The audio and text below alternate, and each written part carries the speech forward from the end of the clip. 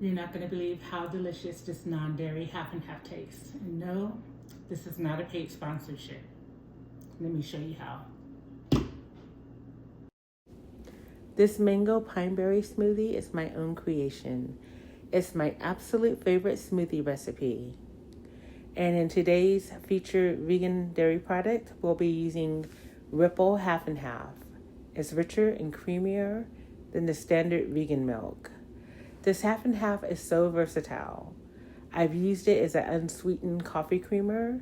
I've used it in soups, sauces, custards, salad dressings, smoothies. The possibilities are endless. Now, because my handle is Be Casein Free with me, I avoid dairy for obvious reasons. Dairy doesn't just cause allergic reactions, it can also cause digestive issues like clogging up your plumbing, if you know, you know, or preventing that part of your brain from working. Do you remember that lady who cashed out her 401k to pay off her husband's back child support and was completely oblivious to him and her first cousin hunching behind her back? And that's not to say that I haven't made my fair share of bad decisions, because I definitely have. I'm just saying it's just another reason why I can't and I won't consume dairy. Now, another thing I wanted to point out is that for me, making a smoothie, the basis for any smoothie for me is using frozen fruit, vegan milk, or half and half, and vegan yogurt. I'm completely out of yogurt during this filming, so I didn't use any, and that's okay because the recipe does call for mango, which has a smooth and silky consistency when blended. And frozen fruit serves as a dual purpose for me. It's like it provides a base for the smoothie, which is fruit, and then it also keeps the drink cold without compromising the flavor. And I do want to also preface this by saying the reason why I'm chopping the fruit so finely and zesting the lime and squeezing its juice directly into the blender cup is because I've dropped this blender so many times. And if you look close enough, you can see all the scratches and stuff on the side of the base of the base of the blender.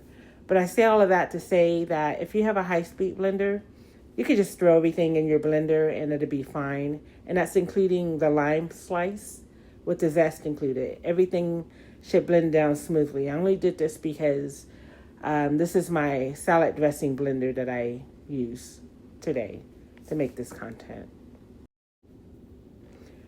One of the reasons why I use agave, especially for beverages, purees, salad dressings, custards, and for baking, sometimes for baking, it's because it's a low glycemic sweetener. It doesn't spike your blood sugar levels like granulated sugar does. I alternate between agave, maple syrup, honey, coconut sugar, and date sugar. I haven't completely eliminated granulated sugar from my diet. It's definitely a struggle to do so. That and keeping my blood sugar under control. That's the struggle. So I'm not diabetic, but I'm definitely trying to avoid it altogether.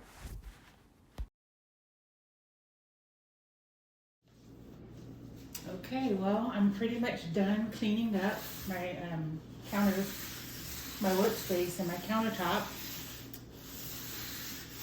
Just want to make sure everything is all squared away before we do the actual taste test. And I've had this a million times, so I already know it's going to be bomb.com.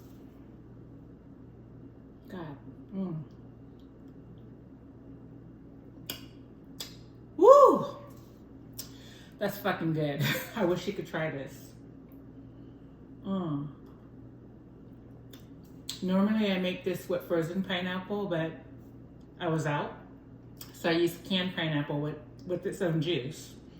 And it tastes the same.